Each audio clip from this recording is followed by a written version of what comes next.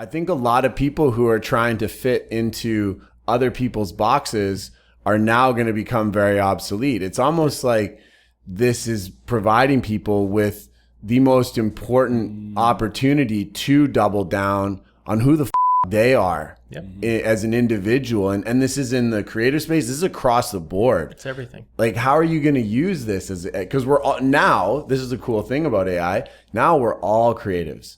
Now everybody has the ability to use it to create something. Like, I just created a website this morning. Am I a web developer? No.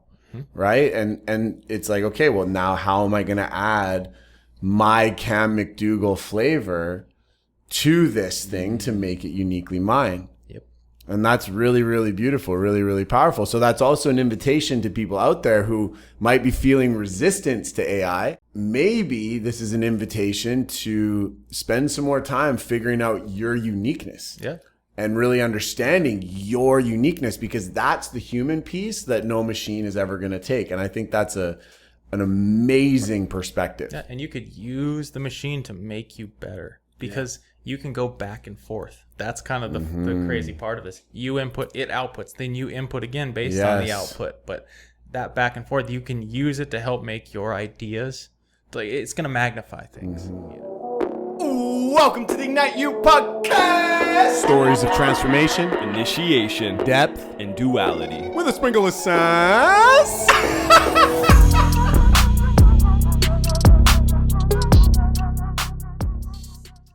Thanks for making this. Welcome. Cheers, brother. Sans welcome. cacao. Sans Enjoy. cacao. Sans cacao. And welcome. Stiff matcha. It's a very strong matcha. Yep. It's very good. It's got the eye twitch. That's when you know it's good. Just throughout this episode, more and more, you'll just see us getting more and more jittery. I'm just going to start sweating profusely. We got the AC blasting we on do, us. and Still. I angled it down so that we're staying fresh. We're staying We'll still sweat. cool. Yeah, we will. For sure. But it's Costa gonna be Rica good. life. It's going to be juicy. Today, we have a special guest. We do. Not special. He's so He's so special. He's actually humble. See, Ryan and I always joke false about being humble.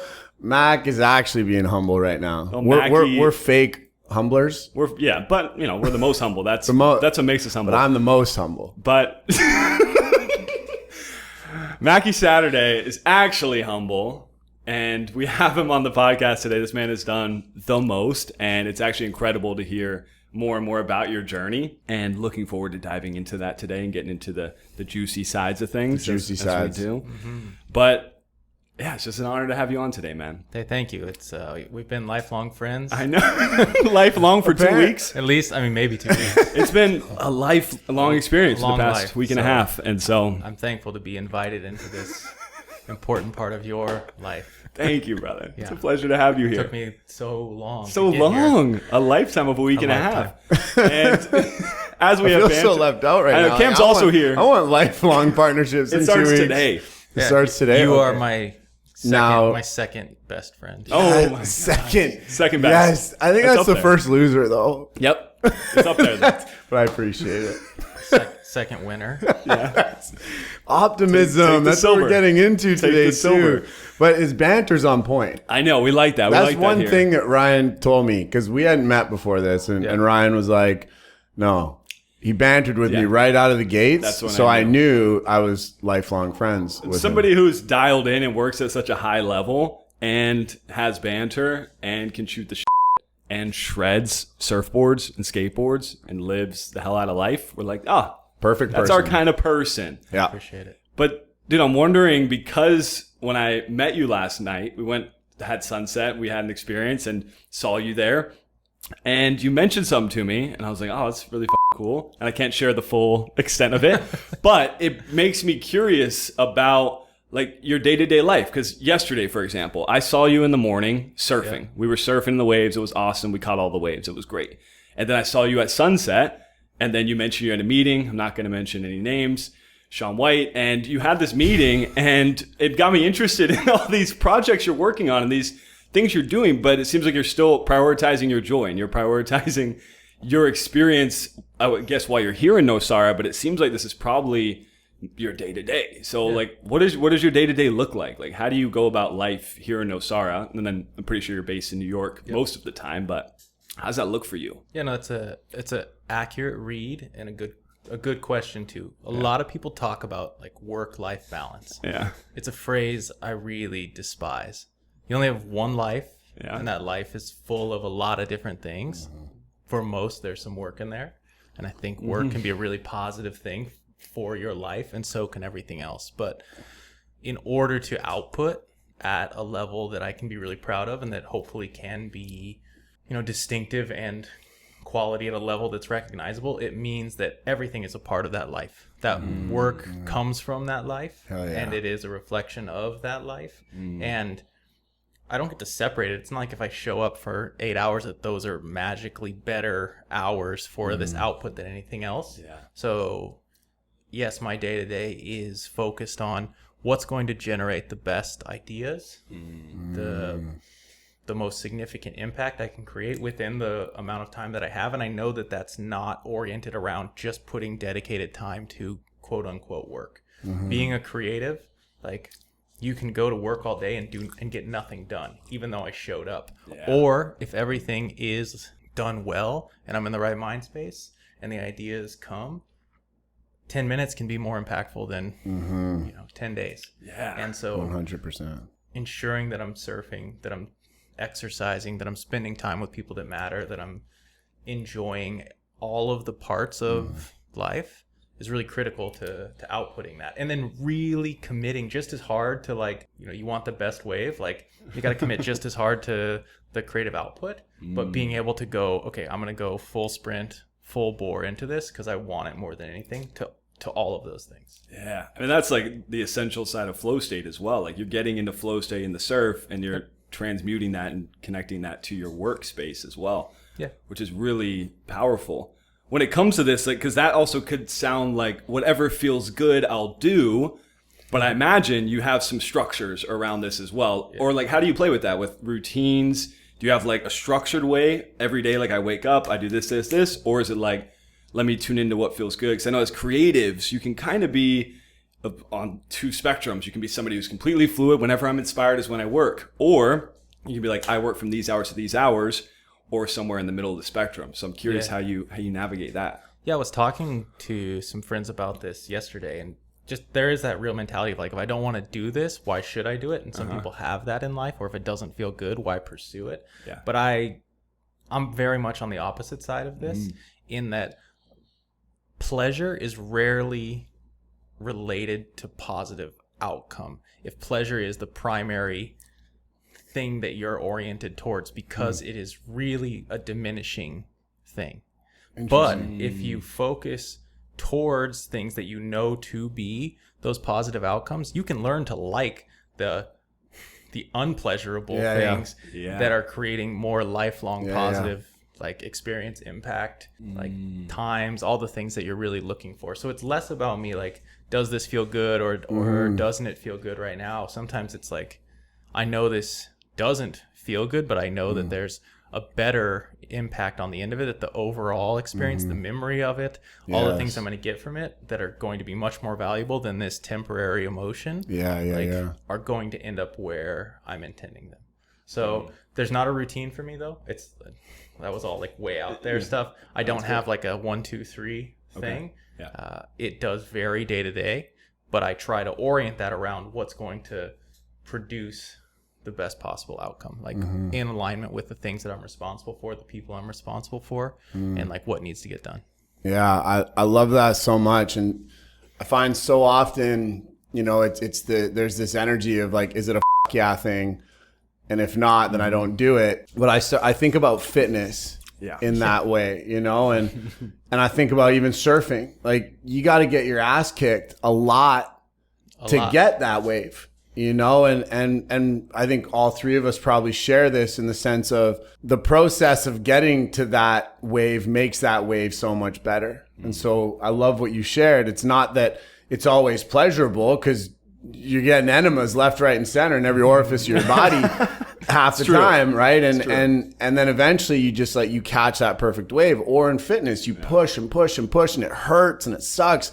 But then you feel that elation, that completion, that power, that energy in the body. So I love that. No surfer can tell you they do it just because it feels good. Because anybody who surfs knows that the percentage of time you surf is what, less than 1% of the time you're in the water? Something for sure. like that. It's ridiculous. You're just out in the water swimming around, paddling. Pretty much. Hard. Like, and yes, I enjoy the time, but you have to learn to like all of that to enjoy surfing. Yes. True. You learn to love the suck. Yeah. You have to. Yeah, I love that you brought training into it too, because it's the same thing. It's the same thing. But you know that. So the interesting thing then is, you know, there's going to be pleasure. It's the same thing of like instant gratification versus delayed gratification, right? It's the same concept of, instead of just doing the things that feel good now, which probably will be good temporarily, but put you in a cycle, because it's just, oh, pleasure right now. I'm just seeking pleasure. I'm finding what feels good moment to moment.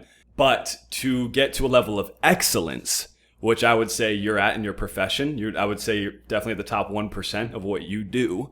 So the people that find excellence in life, like you, tend to delay gratification. Yes. Always. There's always an element to that layer, like in any profession. It's not just, oh, this felt good, so I moved with it, and this felt good. No, you had to sacrifice something or multiple things every day or throughout your life to get to that place of what you'd call success. Into that. So that, I think that's a differential factor too. It's like, if you want to be somebody that's just content in life and, you know, you can just find balance in day to day, maybe pleasure could be good for you. But if you want to strive for excellence, you want to be great in your craft or what you do in life, I think it's necessary to do that. I mean, you hear this, I learned this in art school, funny enough, but I think it applies pretty broadly, like to life. You have to learn to love the process, not the product. Yeah. It's like in art, I mean, sometimes you're proud of that outcome, but if you really have to learn to love where you're spending the majority of the time, not just the admiration of the final piece. And like fitness, sure, it feels great to feel great, to function great, to look great, to those things. But you got to learn to love the training. You got to love the suffer. You got to love it. You really do. So Mac, I would love to, for someone that just met you, and I would just love to hear a bit about what it is you do, because Ryan's talking about top 1%. We're talking about these amazing aspects of your being, which is great. And I love that. But for someone that's listening, can you tell us a bit about what you do? And then this will help kind of segue into our topic for today. Yep. I do graphic design. Okay. And that's a very broad topic. I understand. Focus is on what people think of as like branding. So visual identity, the communication, a logo, that type of work. And then we extend that into other things. We do other projects outside of that. Yes. Books for different Olympic athletes and just artists and all kinds of cool people, and lots of different visual pieces. But the core of the work that I do, and like what has got me to where I am today, has been around brand. Beautiful. And not just, we're not talking, just your average Fiverr logo here. Like you've once again, being very humble, like you designed the logo for Instagram. You've designed the logo for Unsplash. You've designed, I think it just goes on and on and on. Oculus, like these are some of the biggest companies in the world you have worked with.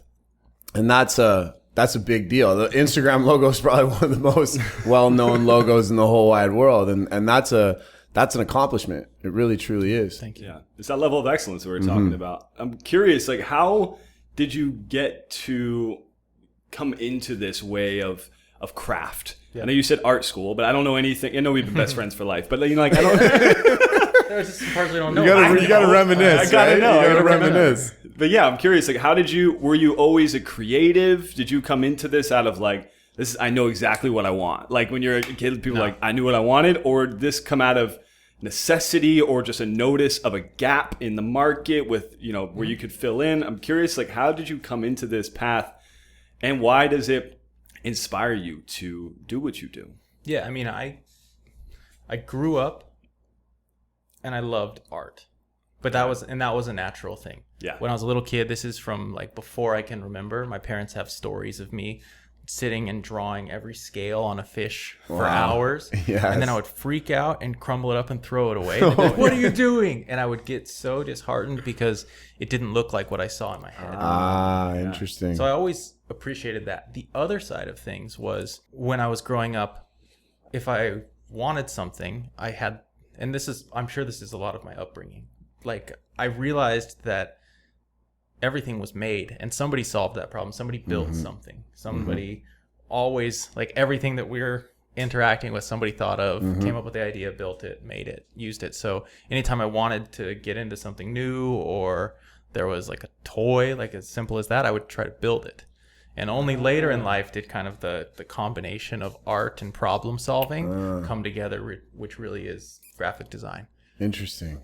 I've never heard of graphic design described in that way. Yeah. Art and problem solving coming together. How did you make that, bridge that gap? Like, when did you figure that out? When did you know that was your path? Really late in life. Okay. My mom told me I should go to graphic design classes. And Shout out, Mom. And I said, Mom, they're cheaters. They use computers. Oh, here we go. Here we go. Yeah. This is juicy. This is good. This And is so good. I really, but I saw it as people who didn't have ability and they thought something was cool and they just wanted to learn. And I always had a deeper respect for it, that like it could be taught, but it couldn't just be acquired without like a deep passion and pursuit and care for quality and putting something unique into the world. So that was really my place there. And once I realized that you could have that and you could have problem solving and you could create things that last, this is where the brand side of it comes into play versus just general graphic design. Yes. That's when I was like, that's worth putting my time and effort into. Art, we think about lasting for a very long time. Yeah. We know a lot of artists that are many dead, and we know a lot of that work, and it's really lasted. Sure, there's the occasional piece of graphic design, really iconic poster or something like that has lived on, but there's things that definitely live on in graphic design, and those are logos. Yeah. Like, for sure. Coca-Cola's been around and barely edited for about Nike 100 years. Nike's 30 some years old. Chase Bank logo's 60 some years old. Like, these things can outlive me, and that's inspiring. Yeah. So, Nike's only 30 years old. I don't know, maybe it's a little more than that. I actually have no idea. I just always think it's like one of those long-standing companies, but then I realize I'm 37 years old. By the way, Michael Jordan started, that's when he like actually is the one that like kicked it beyond where it was. Yeah. I need to see that movie or whatever. Oh, Last Dance, dude? No, talking about Last? Is that the one that just came out? Oh, no, there's a new one? Yeah, the one that's about the shoe, about the Jordan. Oh, no way. Yeah.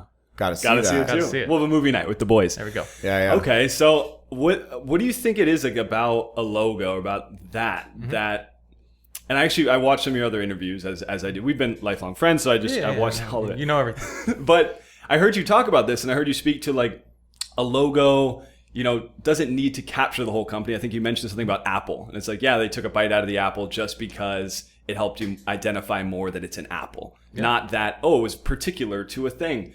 But why do you feel like a logo is so important for a company? Like, what about that?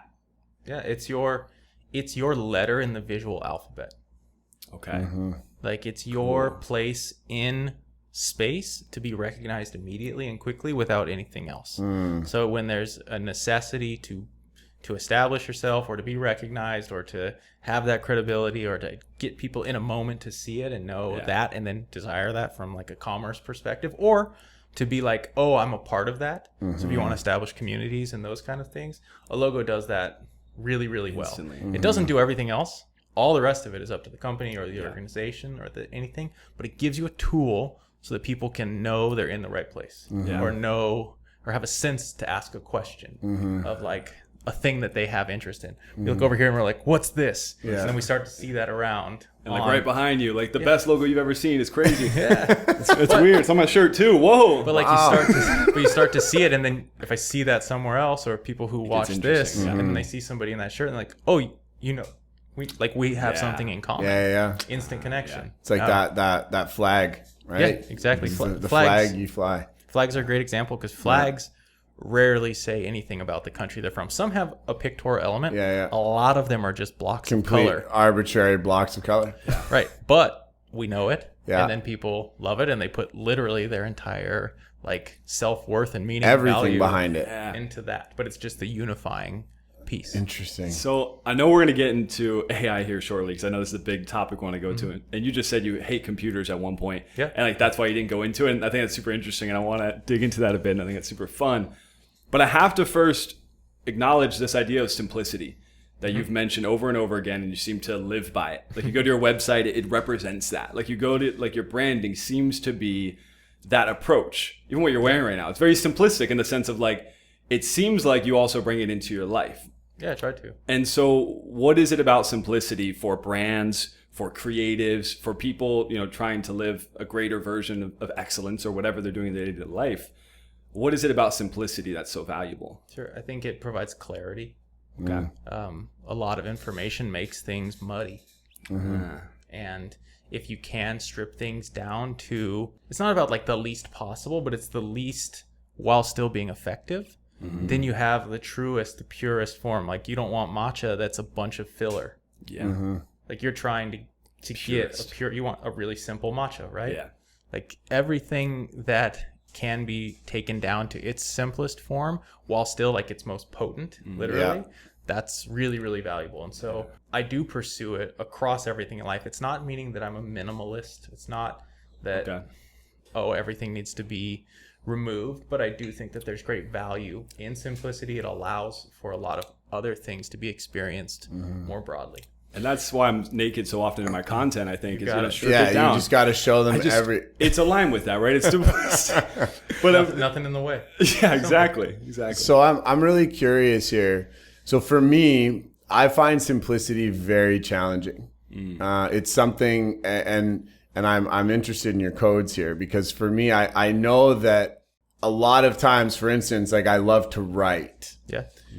And a lot of times, the more fluffy, the more articulate, the more you try to say, the less you end up saying. How did you find yourself really getting to a place where you could select exactly what simple form of the thing was that you wanted? Because for me, a lot of times I go, yeah, but it's kind of got to be these 3 things instead of 1. And I find it very hard to be like, no, it's this. And discernment there of what matters. Exactly. Yeah. And not needing to, you know, be a lot more, I guess, descriptive, for lack of a better term. I just don't know what else to say outside of that. Yeah, I mean, you think about writing, though, and people will often talk about like a haiku or other forms of writing that that are very simple. Yeah. But they're not. They're crazy hard to communicate everything. And it's just the extraction. It is the reduction of things. And the code is, it's going to sound weird, but it's, you have to do a ton to get to a little. So you're writing, you write all of this stuff, and then you have to start testing it. You need to take out a word. You need to take out a sentence and read it again. What's missing? Is anything missing? No, that can be removed. Interesting. Take the next one. Can that be removed? No, that needs to go back in. And it's testing the viability of something to ensure that it still has all of its potential that it needs to, or at least it does everything that it can, and then get everything else out of the way. And then the magic is sometimes you take out enough that then it lets other people fill it up with new things. Like you can say your point and someone can interpret it in a way that's relevant to them. Interesting. That's also pertinent. Yeah. And neither are wrong. How do you... I love that. Thank you. Yeah, that's such a code. How do you create space for that? Because I can imagine a lot of people, you know, putting a bunch of stuff out on a page. This Da Vincian practice is big on this too. He's like, write it all out, mind map it out, and then put it into order. But there's also this idea of like separate yourself from it so then you can understand it, which you kind of spoke to. I do both. But how do you like discern that? How do you actually create space? Let's say the writing example. You wanted to write and you wanted to create something that was at, you know, there's a lot of words. There's like, there's many pages here, but I want to get it down to 1 page. Yeah. Like that process for you to understand what is most important, or a logo, for instance, like how do you tune into that? We have different people on the podcast. We have people that tune into their guides and tune in to channel that, and they'll separate and meditate and pause. Some people will go and surf a wave. Some people are like, nah, I'm sitting with it until the project's done. Yeah. Like how do you approach navigating to get to simplicity? Sure. I don't think there's any of those that are wrong. Okay. In the same way that like you could interpret it and it would be right. Yeah. It's just making the space to do it and being intentional about that, ensuring that you have the appropriate time and dedication to make that happen. And I don't have an answer to even which one works the best for me because it happens differently time to time. Okay. Sometimes it is going surfing. Sometimes it's taking a walk. Yeah. Sometimes it's reading a book. Sometimes, but one of the things that I argue often is the value of like living in my mind. So when I take on a project, it goes in there and it's there until that project is done. So I'm always thinking about it. It always is now a part of that totality that is life. Remember we were referencing like with that. work life, that it's not removed. And while it's in there, I'm technically always working on it because I'm always thinking about it. I'm always looking at it. I'm like, oh, the shape of that angle could inspire this thing, could help me to solve it down. I've already laid it all out. I'm doing these steps. I'm going through a process that I know works, but it's the active consideration upon observation of everything else in life that then allows me to like push it to that limit to get it to its simplest form. Interesting. And so how do you then manage multiple projects at one time? Would you have like a main focus for a period of time, or like how do you? I like to have more than one. Yeah. Okay. Because if it's just one, sometimes you can get in your own way. Yeah. And you do go too far down a rabbit hole and you can't get out. Yeah. So it keeps me jumping. Okay. And oftentimes a little thinking deeply about one will open up another. Something for the but other. I do have to limit the total. Yeah.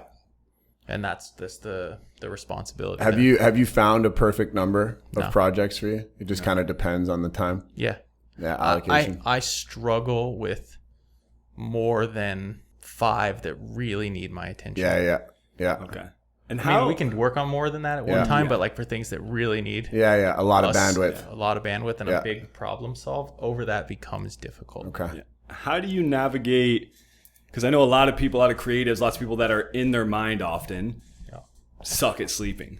Yeah. How do you navigate like how do you know I'm good at sleeping? I don't know. Because you're surfing so early. I'm not good at sleeping. You just never slept. So do you turn your mind off when you go to sleep, or is that actually a problem because of how you move throughout your day? Does it become challenging to just, all right, time to sleep, like time to rest? Yep. It's challenging. It's challenging. I don't have a good answer. That's a sacrifice you got to make to be at that level of excellence. It's kind of that, it's interesting. I always think for creatives, it's like the wild kind of artist up late, with the red wine painting with the canvas. Like, I can't sleep. I just need this perfect color, I don't know why you're French, but you're French in this situation. Great. But it's like there's this wildness to the creative process. And I think that, from what I've heard, a lot of creatives are very active at night. Yeah. You've got more of the like analytical, more pragmatic individuals are more active in the morning, and then more of the creatives are more active at night. And so I think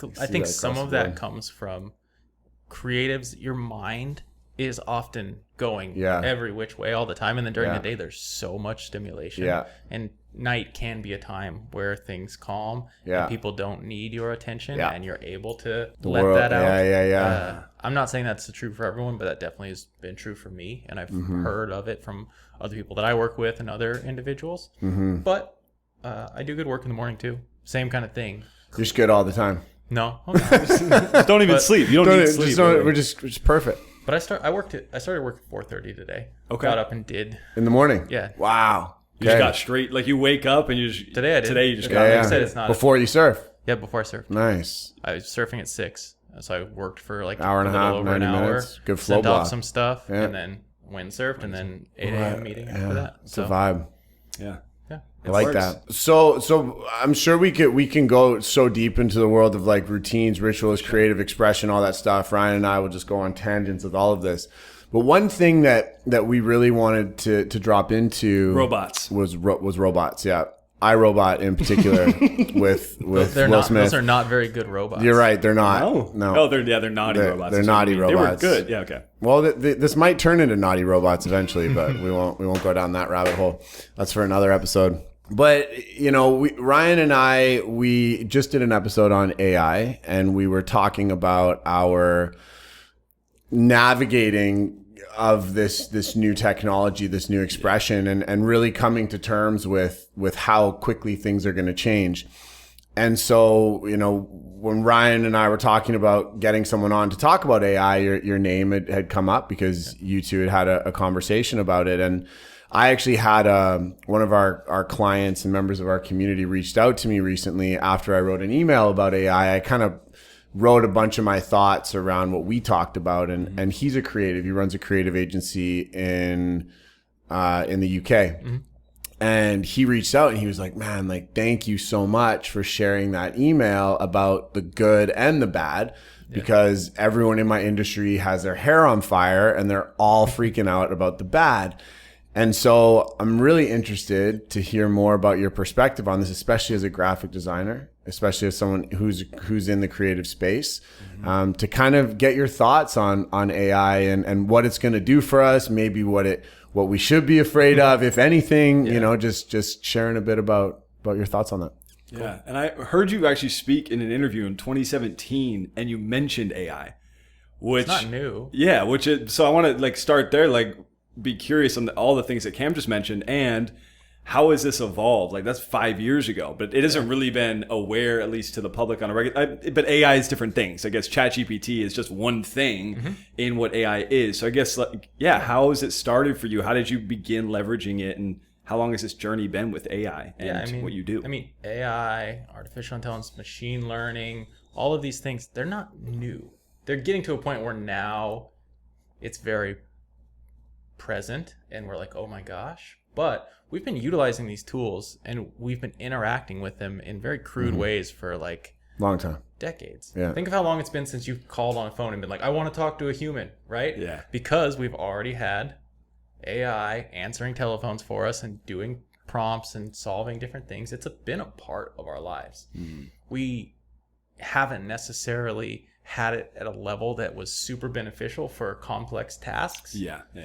And that's something that I think people are starting to see over that mountain now, and that's what is perhaps generating some of the fear. But we've been using smart software, different pieces of technology to automate parts of our process for a very, very long time. I mean, that's Photoshop is basically, that's what it has done compared to working in an actual Lightroom and developing a photo yourself. We've been using software, a lot of that's programmed. It's not the same. I understand it's not live in that way, but intelligent software to make a process faster for someone who knows the result they want to get to. And I'm not trying to jump all the way to the end here, but people who are used to working collaboratively are going to be very good at using AI because they already work like that. Yeah. The greatest benefit comes when you know where you want to go. And you can still be surprised with the result, but it is about the prompting. It's about your ability to know what the technology is capable of and move that in a way that generates an outcome that you're looking for. Remember when like learning how to search the internet was a thing? Yeah, because you couldn't plus and this. Well, and you couldn't type normal. You had to do quotations. You had to do slashes, and that was all us learning how to use AI effectively at a certain time. We learned how to prompt Google to give us like search results that we wanted. And now we're getting into that in a different way. And I do understand that, I mean, there's a lot of rabbit holes. Let's go wherever you guys want to go on this.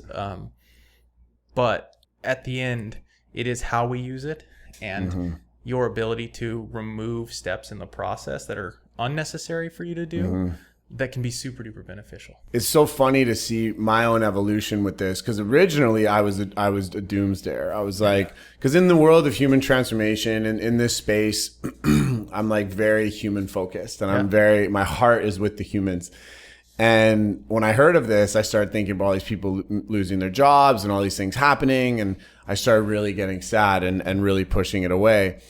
And then the more I started to research it and the more I started to understand it, I started to really go, wow, this is actually a massive opportunity for a lot of people to start creating a lot more than they ever could before.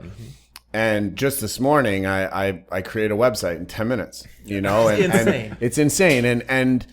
And for someone like me, I can do that and then I can focus on serving people. So I don't have to spend 3 weeks building out a new website, I now spent a day, and now I have, 3 weeks minus 1 day to serve people, which was such a beautiful, beautiful thing. I'm curious in the creative space, how do you really see this supporting people and benefiting people? Yeah. I mean, one of the biggest pivots that even I made as a creative professional is when you move from service-based pricing, like an hourly rate, into value-based pricing. Like, I'm giving you a deliverable. Yeah. What is that deliverable worth to you? Interesting. This is pushing everything to that, because it's like what you just said. The website could have taken you a week, or it could take you 10 minutes. The output's the same. What's the value on the output? As creatives, if you continue to drive value to your output, people want the thing that you're able to create. The manner in which you get there only benefits you in terms of gaining more of your life. I love that. And that can be a really, really positive thing. And the person who's paying you, or the reason you're doing something, they're not losing out. In fact, you might do more work because of it. They might actually get more options or more considerations because of that. So everybody's really winning in that situation. The thing that comes up for me there, which is really cool though, is, it's kind of like, in a weird way, the steroid conversation where people see individuals that use steroids and like, oh, that person's cheating. Yeah. That person would still be in the top tier if they weren't using steroids. It's like they're getting that extra little push, right? And you look at Lance Armstrong, it doesn't matter. He's not Lance Armstrong because he's on steroids. He's Lance Armstrong because he's Lance Armstrong. But I see this in a similar way where people are like, oh, everyone's just going to cheat and create these things. But it's like, no, you still have to have a very beautiful creative vision behind whatever you're creating. And so it's become this really cool paradigm shift for me to go, wow, we can actually spend a lot more time on improving our creative vision, improving our craft through courses, through learning, through time spent doing the stuff that we love, than we ever could before, because now we don't have to spend the 3 weeks to build the website. You can do it in a day, and then you have so much more time to learn and evolve and grow and become better at what you do. Yeah, and you have time to expand who you are as a person. Yeah. Like, you're going to generate a better outcome if you're better educated, better experienced in life, and you now have more opportunity for that. There are people that won't do that. For sure. I think your point about the guys who take steroids or that don't, the people who are really good are just going to get better. Yeah. Yeah. Because they're going to continue to work just as hard. They're going to see it as a new set of tools. They're going to push further. So the people who weren't motivated to work hard in the first place, yes, they'll get to another level of creative output, but it's still not going to take over the ones who go, okay, well, I'm still going to work at this level because this is where I am. I'm not going to get lazy. I'm just going to use this to get better and better and better. Yeah. And it will present opportunity, like you say, for people to maybe focus their time in different ways or really improve the quality of the output. I think you have a chance. One of the beautiful things here is that people are like calculated and somewhat orderly and then random in these cases. Yeah. AI is not. No. And if you mash up that, and we have something that is very programmatic, something that only can take what it's given and the things that it can research, and you mix that with the messy emotions of a human and like the things that we experience in our life, the reasons we change and we make our decisions that are totally illogical, even though we swear we're logical, but we're not. Like, and you put those together and you learn to work with those two things, then you can output stuff that would have had no place, I don't know, coming into reality before. So on that, I'm curious, because we were also talking about this the other day when you're like, AI really just takes two different things. If you're like, we talked about this, like Twinkle Twinkle Little Star, sung by 50 Cent. It's like, yeah, you needed both of those factors to create the thing, for the human to ask for it. But then in this case of, you know, humans being in their creative juices, how would you describe like what makes someone human in the creative process versus how AI, you know, can create art like whatever artist or whatever thing or in the style of, or completely new designs that feel human to some, but what would differentiate that? And you just mentioned the emotion side of it. I'm curious, like what makes the human in the creative now? Yeah, the most important thing about anybody is their experience, because that's the one thing that can't be replicated. Yes. None of us can live the exact same life. Even twins, can't live the exact same life. And all of those inputs from the life that you live generate a unique perspective on the world and how to solve a problem. That's always going to be true for people. And that's always going to be different than what can be learned. Unless we get machine learning models plugged into all of our brains to absorb all of the experiences that every single person has at every point in the totality of their life, you're going to still have unique perspectives and reasons and experiences day to day that help solve something differently. So I think the nuance and the distinction and the slightly unusual take on things will help it continue to be human in a really beautiful way. Oh, I love that. And then you'll have the chance to like, okay, everything that's meant to be obvious, let's just get that out of the way. That's baseline. Yeah. I love that so much. So I just hired a new coach for myself and for my business. And He's a robot. He's a robot. But we were talking about another coach that we both know that I almost worked with as well, and his whole thing is be you. Yeah. That's his whole thing, and what you were just sharing there is so powerful, because I think a lot of people who are trying to fit into other people's boxes are now going to become very obsolete. It's almost like this is providing people with the most important opportunity to double down on who the they are as an individual. And this is in the creator space. This is across the board. It's everything. Like, how are you going to use this because we're all, now, this is the cool thing about AI. Now we're all creatives. Now everybody has the ability to use it to create something. Like, I just created a website this morning. Am I a web developer? No. Right. And it's like, okay, well, now how am I going to add my Cam McDougall flavor to this thing to make it uniquely mine? And that's really, really beautiful, really, really powerful. So that's also an invitation to people out there who might be feeling resistance to AI. Maybe this is an invitation to spend some more time figuring out your uniqueness. And really understanding your uniqueness, because that's the human piece that no machine is ever going to take. And I think that's an amazing perspective. Yeah, and you could use the machine to make you better, because you can go back and forth. That's kind of the crazy part of this. You input, it outputs, then you input again based on the output. But that back and forth, you can use it to help make your ideas, like, it's going to magnify things, So let's take it out of creative and just like, what do you want to wear tomorrow? Yeah. But you can push on this, with AI. You can push on these ideas. Okay, this is what I like. I do this. I think this way. I was really interested in that. What should I do based off of all of those things? Here's a possibility. Oh, that's cool. What about this part? Which is very similar to the creative process, but it can be applied to anything. And it's going to, magnify you and your take, your individual perspective on anything. If you use it. Yeah, exactly. And I can see that to what you were saying, Cam, you guys were both speaking to, I can see a lot of fear coming from that for people's work that's task oriented. Because this is what I heard over and over again, where it's like AI doesn't take jobs, it takes tasks. But if your job is a task oriented position, it could take your job. And so that becomes interesting too. If you're not in the place of the creative, it's like you have to step up into the creator. Well, do you believe, I'm curious about this. Like, do you believe everyone then would need to be a creator in this kind of next evolution, or everyone needs to work with AI in some way? Or like, how do you see that playing out? Everyone, definitely not. I think there will remain a huge part of life that is going to be the beauty of hand created, like simple, time tested craft that we love to enjoy.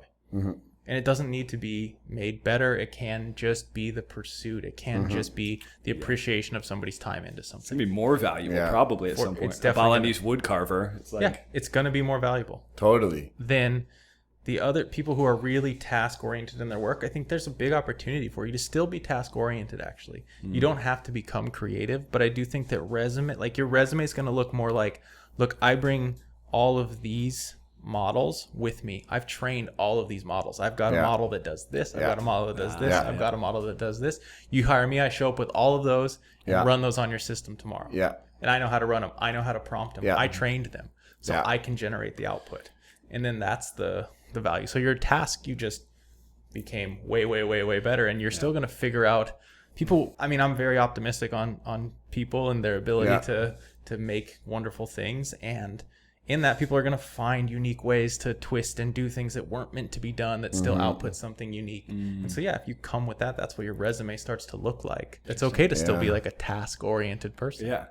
And just use AI to make you better at your tasks. You know, it's interesting. I think about, you know, when let's use a receptionist as an example of a task-oriented job. When the introduction of computers came, and people were used to sending letters and typewriters and all these different forms of tech, there were probably a lot of people that were like, no, I'm not touching one of those things. For sure. Their ability to perform tasks is drastically lower than somebody that uses it. Next evolution was the internet. Internet comes in, no. I'm not. And then the people that learned it, tasks, execution got so much better. You were able to bring so much value when you knew how to use the internet. Now this is that next evolution. This is just the new thing that we need to learn. Yeah. No matter what job you are in, because it's ridiculous how many things this stuff can do, right? If you start thinking about even let's say a very hands-on career like a plumber. If you need to solve a problem for a plumbing system, AI is going to be able to design a wild solution with your intelligence combined to solve problems that a plumber who's not using AI isn't going to figure out. Yeah, and the plumber still is going to have to prompt the AI with their expertise and their knowledge. Exactly. They're going to go, hey, here's a problem. However, this house is on a hill. Know that this is by this water source. Know that there's this issue. It's still going to bring all of that to the situation and be like, oh, and I noticed that half of the plumbing is this old piping or whatever. Like, and then you can input all of that. So it still is their expertise, but it magnifies it. Takes it, makes it faster. Everybody will, you don't have to, but there's opportunity for it to greatly benefit you. And then I want to go back to the 50 Cent, Twinkle, Twinkle, Little Star. For sure. I got to hear this. Because, this is a really good point, because people are like, the music industry, because people saw like the I got scared. I saw that, and I saw Kanye one. I got scared for sure. Okay. But poor Kanye. Not poor Kanye. I mean, that's the same. Think of it this way.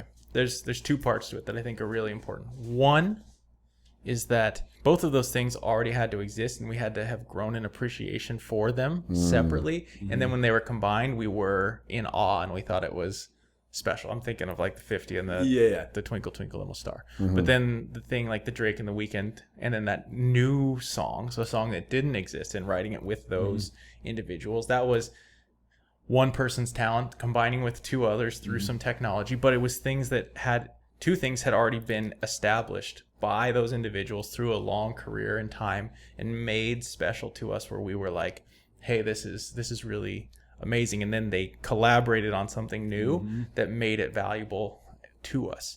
Scarcity is always going to be valuable. If there's 20,000 Michael Jackson songs, we're not going to love every one of those Michael Jackson songs. You know, if we just have him sing anything that we write on paper, the value starts to go away. So scarcity has always been valuable, is only going to go up. When the ability to output more and more things continues to go up, we're going to care more and more for the things that are nuanced, that are unique, that are individual. And all that makes those things so special are those people, those one real person perspective or tone or whatever. We'll be very good at writing super generic stuff.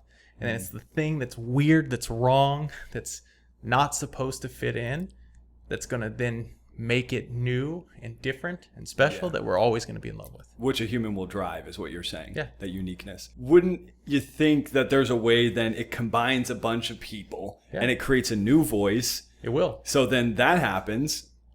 What do you think about like copywriting, and then having like, how does this come into play from your perspective? Like, how do you, with a piece of art, with so like a logo or whatever, it's like, it's easy to, or at least I think so, for the role you have to be like, this is my piece of work. This is ours. We own the rights to this, or we sell it to Instagram or whatever. When AI generates it and it seems like it's a new thing, even though it is drawn from 1,000 resources, what happens then? They're running into this already, and this is going to be one of the biggest like technical hurdles that has to be overcome, is proper attribution and monitoring. Because what models are trained off of, so all of this input, and that's a lot of that is intellectual property. Yeah. Yeah.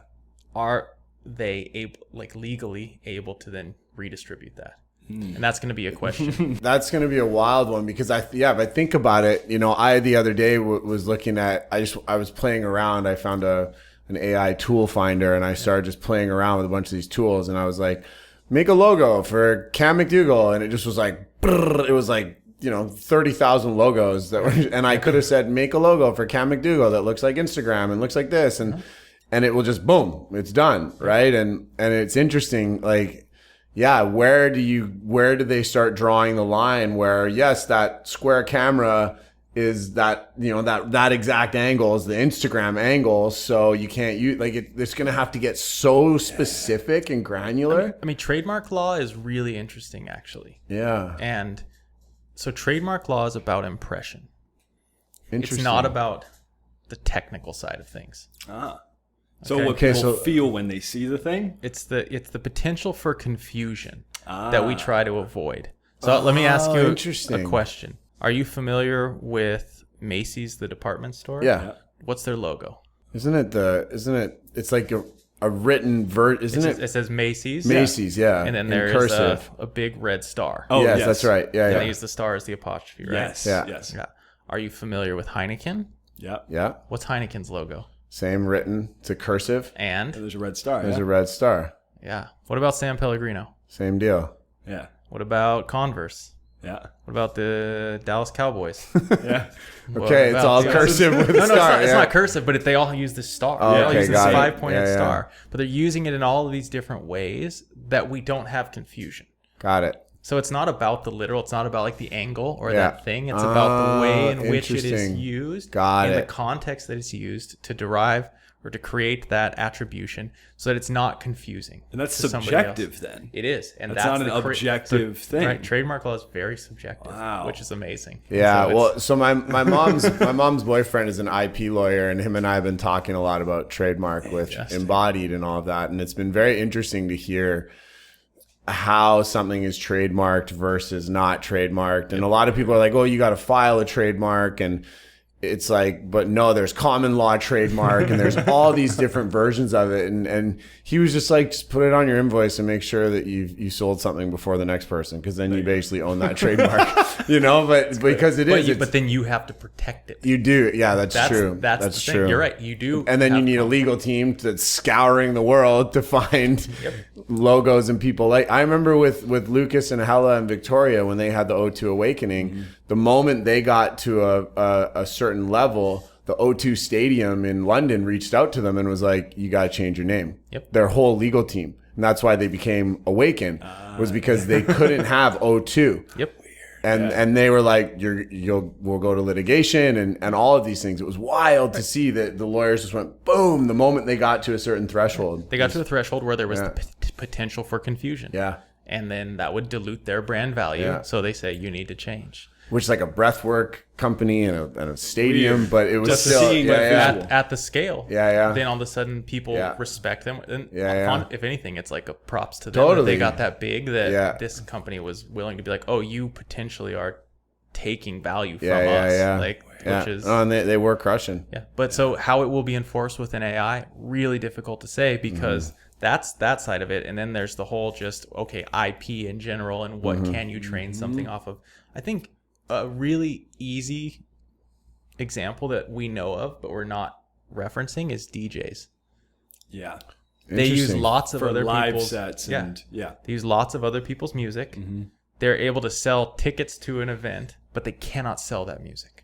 Yeah. That's why SoundCloud That's is so why. great. That's why it's not on Spotify and Correct, stuff like that. because that music is protected and it cannot be Interesting. sold. It's those other individuals, the people who produce the original music, they own that and they collect any royalties on it in those places. Very but interesting. you can still Create an experience with create it. an experience with it. You just can't sell it. It's like, well, if I think about it, it's like at the breathwork events that we run, we use other people's music all the time, and we create playlists and sound experiences, and we charge for it. Right, but if you put that on YouTube and monetize that YouTube video, then you get the flag and the songs coming off. Interesting. Which is weird, 'cause we were going to put music on an app, but that's a different party than because you're selling the app. Yep. It costs to use the app. Yep. And so like an entry fee would cost to it's interesting because it is kind of a gray area in the sense. Right, but I think I think a lot of that needs to happen. Yeah. Around look at us just having like going down this trail that we have no business being on. We're all DJs here. We're professionals. There's no lawyers in this room. But there's that side of it. And then I think there does have to be really, really good monitoring, because right now, if you've used ChatGPT or any of these things, you'll be like, do this, cite the sources. You try to get it as legit as possible, and it'll still just make things up. And it'll cite a source, and that doesn't exist. Right, or like the quote was not in there. Totally. It'll say, "Do you want testimonials on your website?" And then it pulls some stock footage of some woman gives a testimonial about how good your company and services are, and then it's like, "Oh, thanks, Brenda. You know, Brenda doesn't exist. You're welcome."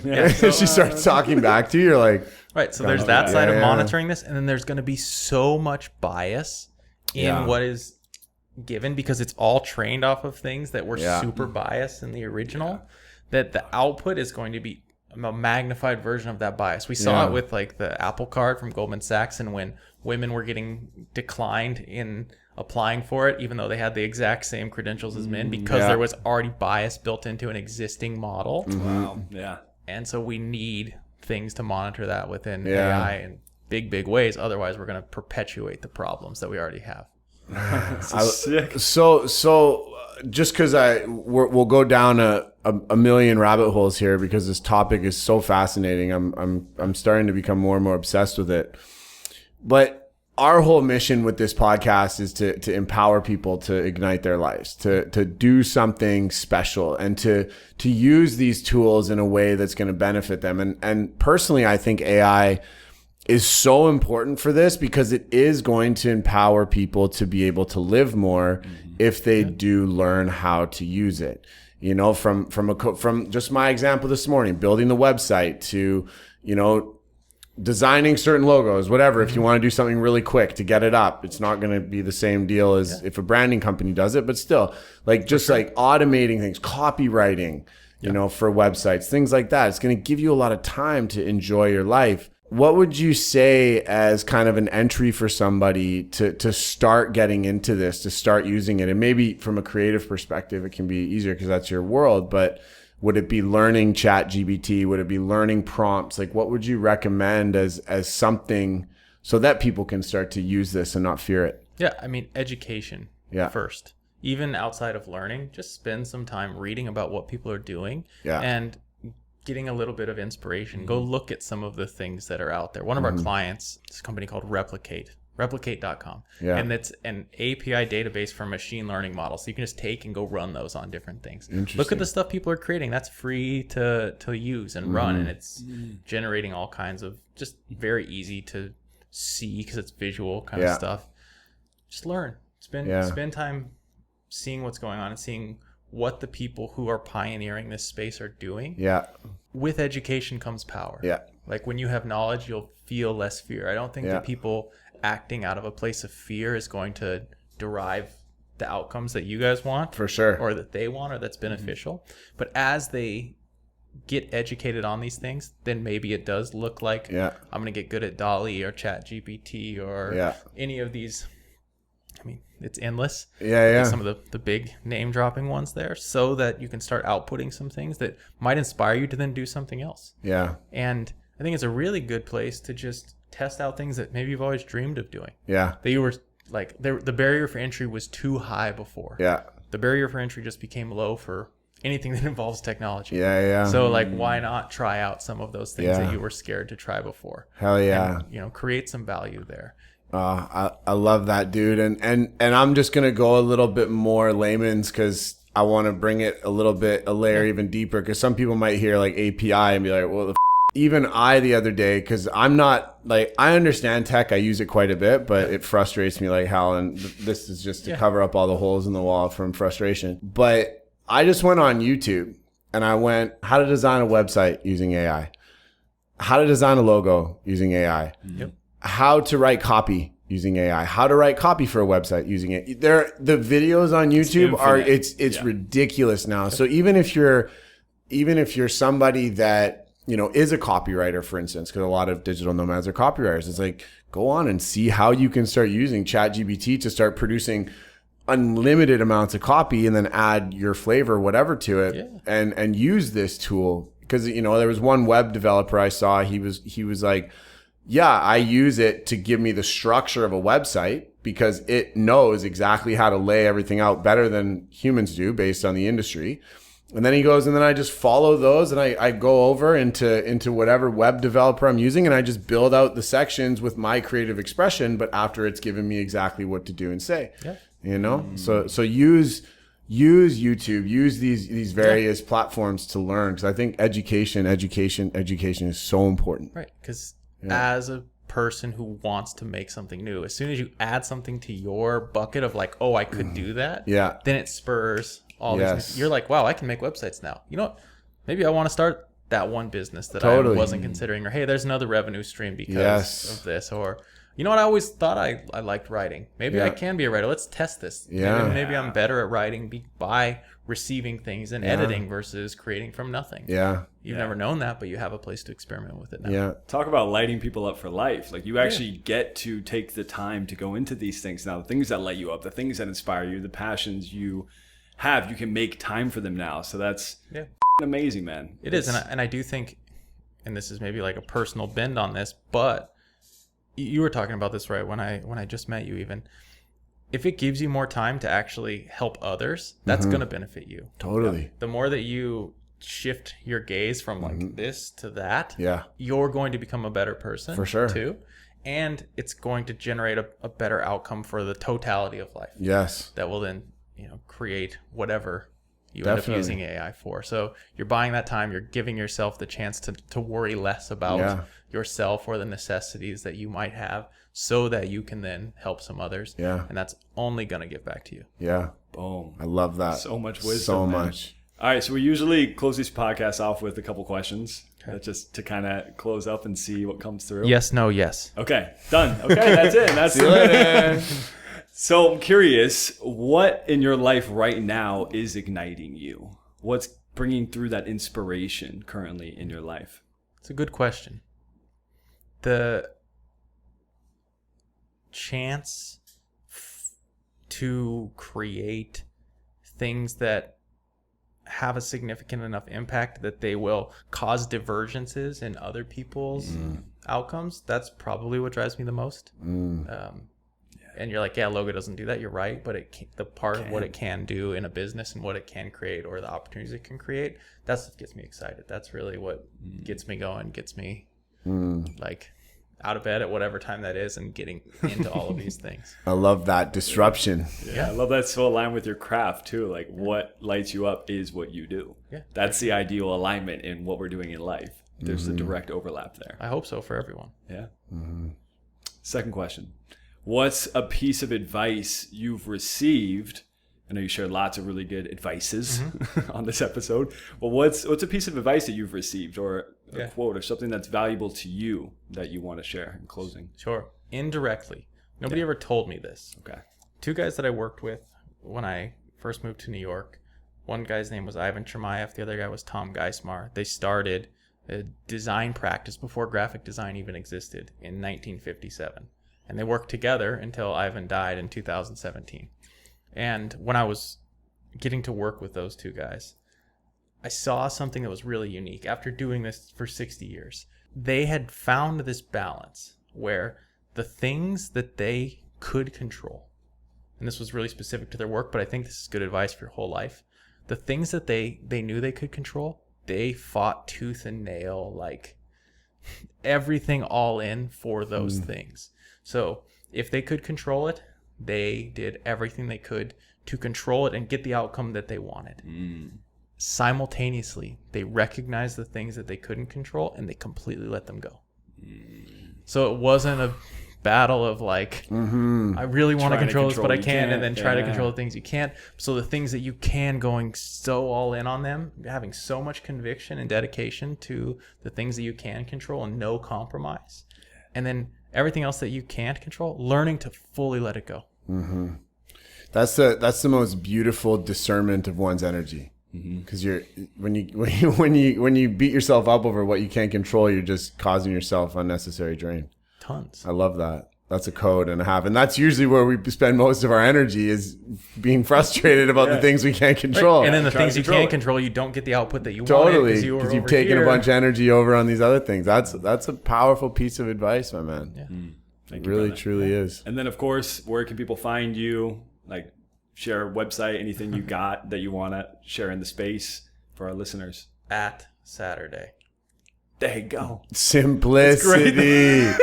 He's got the Saturday amazing. handle You got on that Instagram. handle. And Twitter, yeah. Yeah, It's impressive. Yeah. My name is Mackey. Yeah. There you go. Mackey Saturday. And you got at Saturday. Yeah, Your life's a weekend, man. I guess. No. Live life like the weekend. Please Every don't. day's Saturday. Please no. That would be your motto, right? Definitely not. Is that- no. You don't take that from this episode at all. But find him at Saturday. Sweet. Dude, thank you for coming on, Thank man. you guys Codes for on having me. codes on Yeah. codes. Cheers on the way out. As We're doing always. it. Wow. Cheers on the way out. Stay lit. Lit.